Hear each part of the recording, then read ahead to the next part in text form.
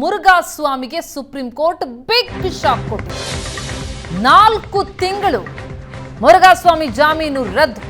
ಮುರುಘಾಸ್ವಾಮಿಗೆ 4 ತಿಂಗಳು ನ್ಯಾಯಾಂಗ ಬಂಧನ. ಪೋಕ್ಸೋ ಪ್ರಕರಣದಲ್ಲಿ ಸುಪ್ರೀಂ ಕೋರ್ಟ್ನಿಂದ ಮಹತ್ವದ ಆದೇಶ.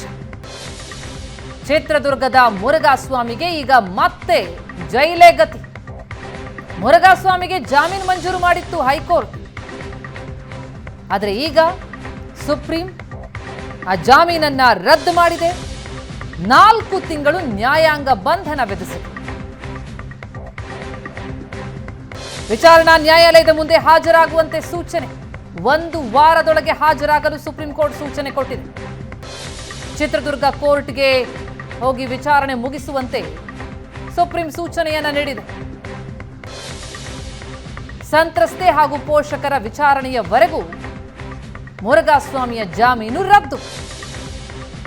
ನ್ಯಾಯಮೂರ್ತಿ ವಿಕ್ರಮ್ನಾಥ್ ನೇತೃತ್ವದ ದ್ವಿಸದಸ್ಯ ಪೀಠ ಈ ಮಹತ್ವದ ಆದೇಶ ಕೊಟ್ಟಿದೆ.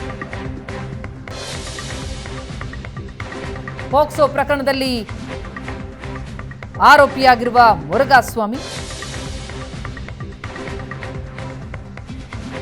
ಹೈಕೋರ್ಟ್ನಿಂದ ಜಾಮೀನು ಪಡೆದಿದೆ.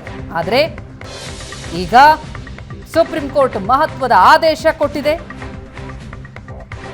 4 ತಿಂಗಳು ನ್ಯಾಯಾಂಗ ಬಂಧನ ವಿಧಿಸಿ ಸಿಕ್ಕಿದ್ದ ಜಾಮೀನನ್ನ ರದ್ದುಗೊಳಿಸಿದೆ. ಚಿತ್ರದುರ್ಗ ಕೋರ್ಟ್ಗೆ ವಿಚಾರಣೆಗೆ ಹೋಗಿ ಮುಗಿಸುವಂತೆ ಸೂಚನೆಯನ್ನ ಕೊಟ್ಟಿದೆ.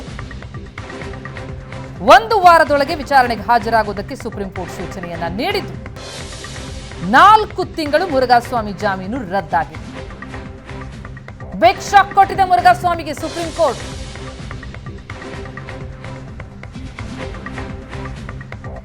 ನ್ಯಾಯಮೂರ್ತಿ ವಿಕ್ರಮ್ನಾಥ್ ನೇತೃತ್ವದ ದ್ವಿಸದಸ್ಯ ಪೀಠದಿಂದ ಈ ಮಹತ್ವದ ಆದೇಶ.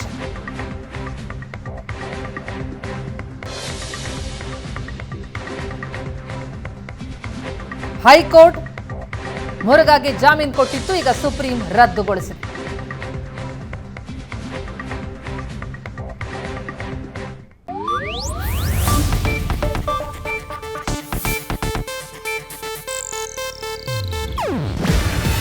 ಇದು ಏಷ್ಯಾನೆಟ್ ನ್ಯೂಸ್ ನೆಟ್ವರ್ಕ್ ಪ್ರಸ್ತುತಿ.